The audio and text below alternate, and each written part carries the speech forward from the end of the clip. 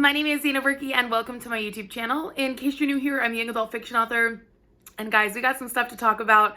So I decided to officially make this video my first coffee and cheer chat day. Basically, it's like 8:30 in the morning and I haven't had a chance to film this video otherwise. And I wanted to film it before I take a little bit of a break. I'm actually going to be gone from my channel. I'll be posting on my community page.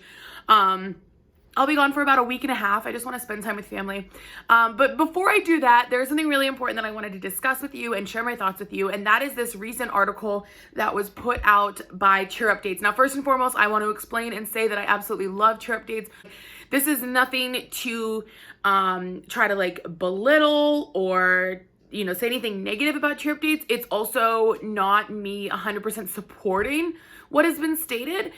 You'll see as I go along, like, I don't have a side in this. And I was talking to a friend last night about it and I said, I don't have a for sure answer one way or the other. Mostly because I am not a cheer parent. I am not a world's athlete.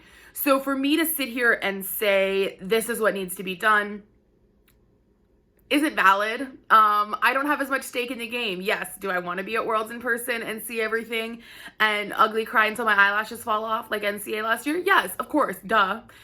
But that's not, like, I'm not the most important factor in this, and I understand that, and I know that, and so, yeah. But basically, they released an article. Oh gosh, my phone, like, went really blurry, and I was like, how tired am I? They released an article that basically explained that we need to eliminate bids for Worlds. And I went through the article. I'm very OCD. I like highlighted key parts. So I'm going to read you guys kind of the key highlighted parts and then I'm going to talk through it. And this video is very much going to be a stream of consciousness while I enjoy my morning cup of coffee, which by the way, I'm using my Florida mug because it feels fitting. But I'm going to read you kind of their standpoint, their thoughts, and then I'm going to share with you guys additional thoughts and feelings that I have. I will link the entire article below. Please go read it. Again, these are just some highlights. So as the COVID-19 pandemic continues to rage on, the cheerleading industry remains embroiled in obstacles, ever-restrictive mandates, and last-minute changes. There was literally a competition that canceled 2 days prior. When I got texts that morning about it, I was like, there are people probably already traveling. Crazy. Next, it also says over 80% of the world's bids events in December 2020 and January 21 face some sort of change. That is very true. I have been chatting with different friends and it's been crazy to see some of the things that have changed. Some of the competitions that I won't get to attend this year, and even like not even for world teams, but summit teams, which that's a big thing with all this. All of these things I think should also be explained, like they apply to summit as well. So the article was kind of just explaining how like Texas has had some events canceled or, switch to virtual or no spectators. But I really appreciated that we talked about the West Coast, and that's where I live. I live in Washington State.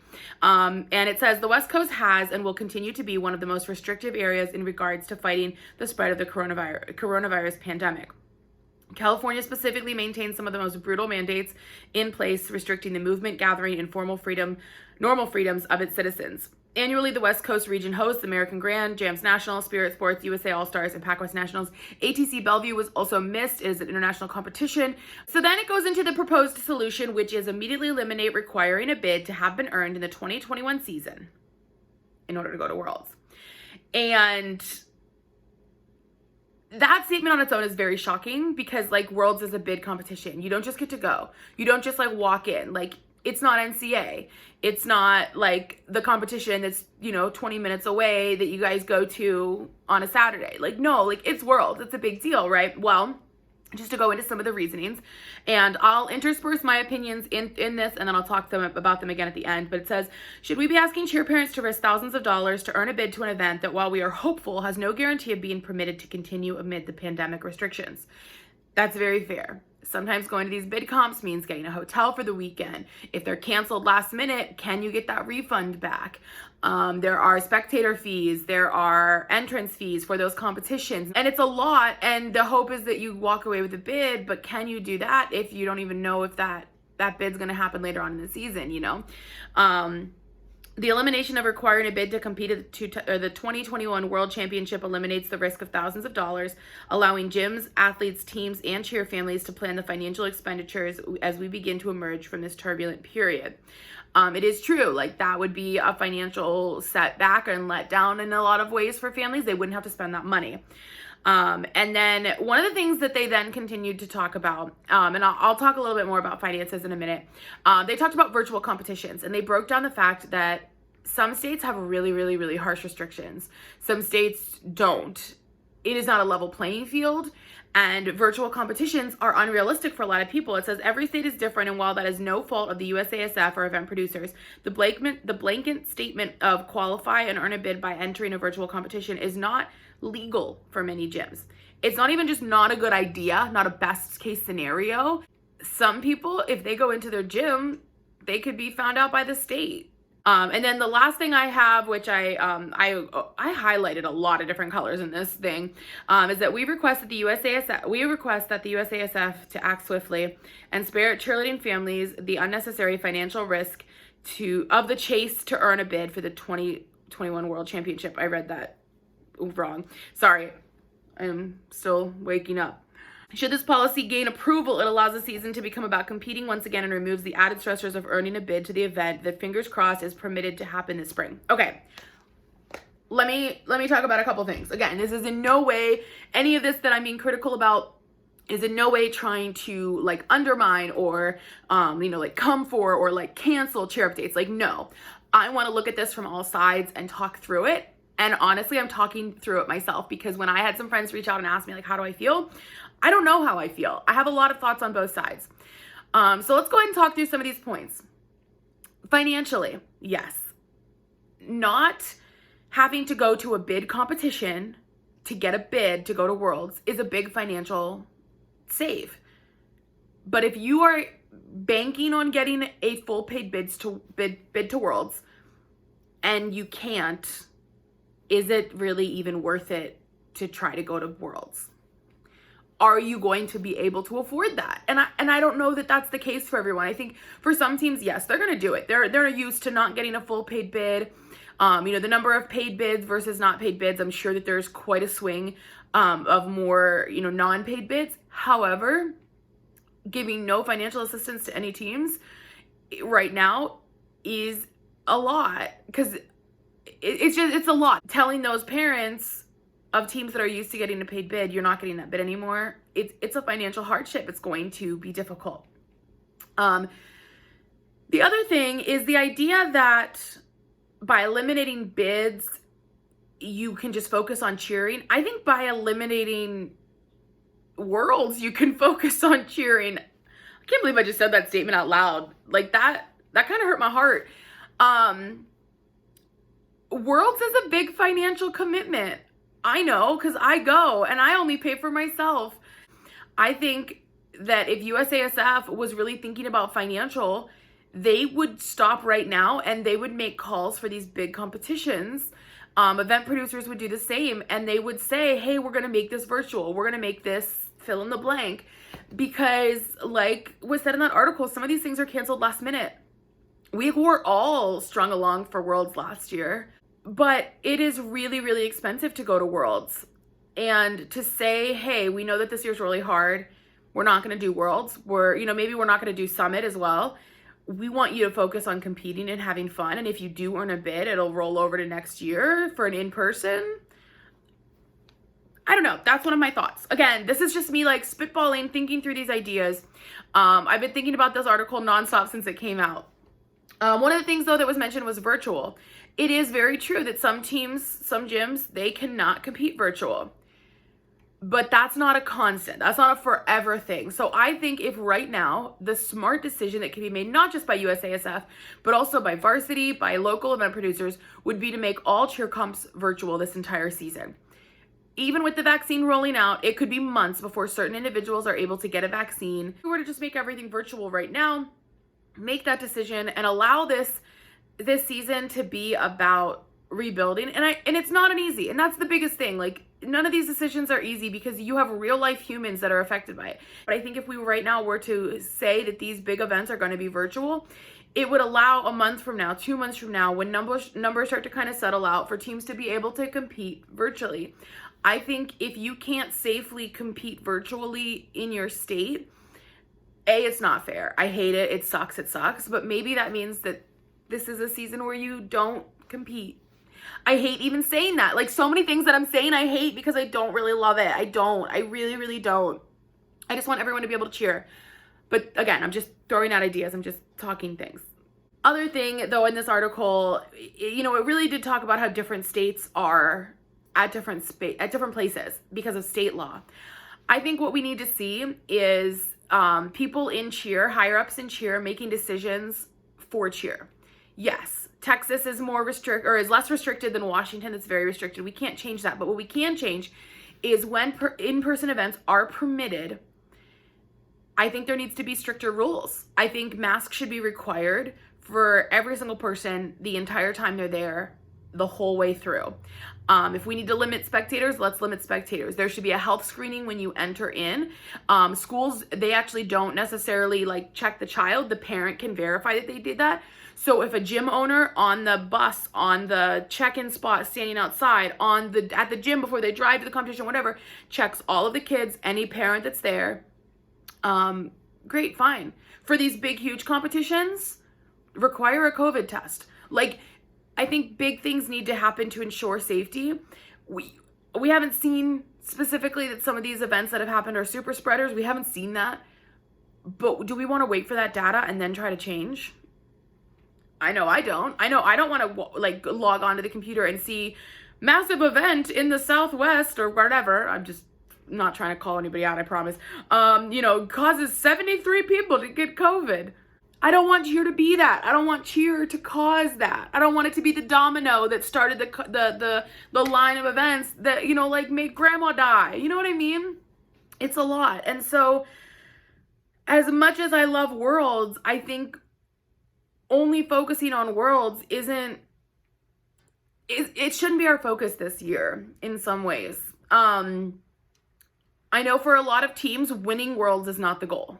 There are teams that are from small gyms or that are newer programs or that maybe don't have all the skills, and their goal is not to win Worlds. It's just to go. I think this year we need to all lower expectations. And speaking of some of those smaller gyms and smaller teams, I'm going to take a sip because we're about to spill some tea, even though this is coffee. One of my biggest fears with all of this, and I'm just going to say it and okay. One of my biggest fears is that if we were to eliminate bids and say anyone can go to Worlds, there will be teams that are not Worlds teams that do not have Worlds level skills that are going to go for bids. And part of me is like, hey, we all need as much cheer as we can get. Let them do it. The other part of me has watched routines and has seen level 5, level 6, level 7 athletes compete in a way that is not safe. Athletes that are throwing skills that they kind of have, or that maybe one person on the team has, people are getting dropped, people are getting hurt. My fear is that if we were to eliminate bids completely, yes, those athletes will get a chance to go to Worlds. But is that the safest decision? I know I've talked about this in other videos that I think in order for a team to qualify for Worlds or to qualify inside a certain level, they need to have a certain percentage of skills. Just because one person on your team can throw a full does not mean you are level 6. And I say that because I understand that Worlds is super prestigious, but so is Summit in recent years. And walking away a level 4 Summit champion is a huge deal. And I think it needs to carry more weight. Not going to Worlds doesn't mean failing. You can go to Summit and be amazing. And so I'm not saying that like people shouldn't get to cheer. I don't, like, that's not my goal. That's not my plan. I miss people so much. Like Landon, who's in my vlog squad, he posted that he leaves for college in like 7.5 months or something. And I saw it and wanted to cry because I hate everything about that because I haven't seen him in like 9-10 months now. And I hate everything about it. Like, I could cry talking about it because that's how sad and frustrated I am that I can't see my friends, that I miss so many people. I want cheer to be back. I want athletes to be in the gyms and compete. But this year and last year are not the end all be alls. Yeah, this year sucks and it sucks for everyone. Every sport, every people group have struggled. There are small businesses closing. There are medium-sized and large-sized businesses closing. And I think if cheer were to take a step back and really just say, like, what's the most important? Is it worlds? Is it safety? Is it whatever? Then that might be good. Again, though, I don't not want cheer. I just want safety. And that's safety both in regards to COVID and also in regards to things like level appropriate skills and stunts. Again, though, like, God, I hate so many sentences I'm saying because I'm like, I want cheer. I want it to be here. I want it to happen. I just want it to be safe. And even local comps are financially draining for families. And I think if as a whole and a collective, we decided to make the rest of this whole season, all of, like January, February, March, April, if we said this entire stretch is going to be virtual, as much as it would be very hard, it would mean some teams don't compete at all. It would be a financial relax for so many people that I think it would be worth it in the end. And again, I hate saying that because I know there's people that are seniors that are never going to get to compete again and they're heartbroken. People that are super seniors because of the new rules they made. I understand. I don't love it, but that's one of my thoughts. Again, all of this is my thoughts, my feelings.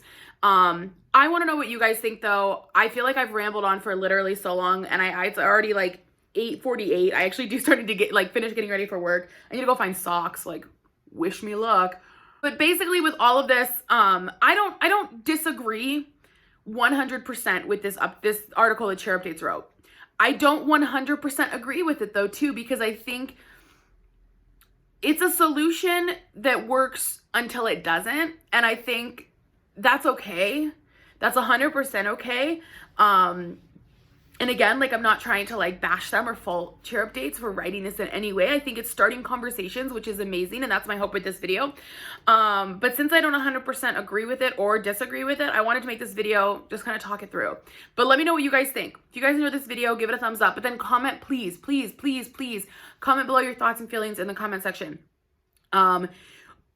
Do you love this idea? Do you hate this idea? Do you think all of the things I said are stupid? It's 100% okay if you do, because like I feel like I've rambled the whole time.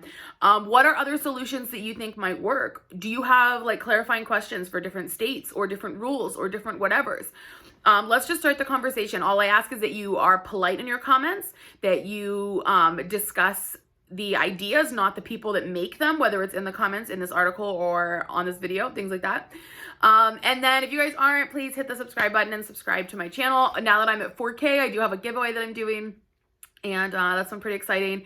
And lots more fun things to come on this channel. I don't know if I'll do the like coffee and cheer chat thing all the time, but I honestly kind of liked it. Maybe not this early in the morning, but it was fun. So as a quick wrap up though, like all in all, Chair Updates, I love you guys. I love you so much. Thank you for making this article and for starting the conversation. Although I don't agree 1,000,000%, I definitely see a lot of value in the comments that were made in this article, and I appreciate you taking the time to do it. To everyone else, I know I made a lot of comments in this video. You can see my head is left, right, and center. As a non-athlete and a non-cheer parent, I don't feel that it is my job to say this needs to happen, period, one way or the other. And I hope you guys can understand that in all my like rambling and craziness. All in all though, I hope you guys are staying safe. We have the holidays approaching. Those of you that are traveling, please, please, please stay super safe. Wear a mask, bring hand sanitizer with you. The people that are hunkered down by themselves, just know that there are people that would love to support you if you reach out for a friend or a chat or anything like that.